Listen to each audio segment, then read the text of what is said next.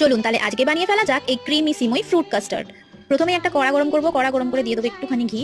ঘিতে আমরা সিমইগুলো খুব ভালো করে ভেজে নেবো যতক্ষণ না সিমইগুলো হালকা গোল্ডেন না হয়ে যাক। গোল্ডেন হওয়ার পর আমি এখানে গ্যাসটা অফ করে দিয়েছি। গ্যাসটা অফ করার পর আমি এখানে এবার দিয়ে দিলাম দুধটাকে খুব ভালো করে নেড়ে নেবো, সবকিছু মিশিয়ে নেবো। প্রসেসটা আপনারা বুঝতেই পারছেন যে সিমই যেভাবে রান্না হয় একদম সেরকম করেই রান্না করতে হবে। তারপরে আমি দিয়ে দিলাম এখানে কাজু কিশমিশ, দিয়ে দিলাম এখানে 6 চামচ মতো চিনিটাকে এখানে আমি গুঁড়ো করে নিয়েছি। আর এখানে হালকা গরম দুধে দিলাম হচ্ছে 2 চামচ মতো কাস্টার্ড, খুব ভালো করে কোনো লাম্পস না থেকে যায় এইভাবেই আমাকে খুব সুন্দর করে মিক্স করে নিতে হবে। তারপরে ওইটাকে আমরা দিয়ে দিলাম সিমইর সাথে একসাথে সবকিছু খুব ভালো করে মিক্স করতে হবে যাতে সিমইটাতেও কোনো লাম্পস না থেকে যায়।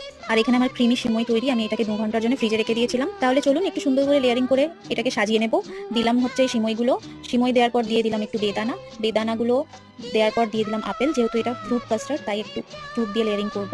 তারপরে আবার দিলাম সিমই দেওয়ার পর আবার একটু ফ্রুটস দিলাম, ফ্রুটসের পরে দিলাম টুটি ফ্রুটি আইসক্রিম। তাহলে এই গরমে এটা অবশ্যই বানিয়ে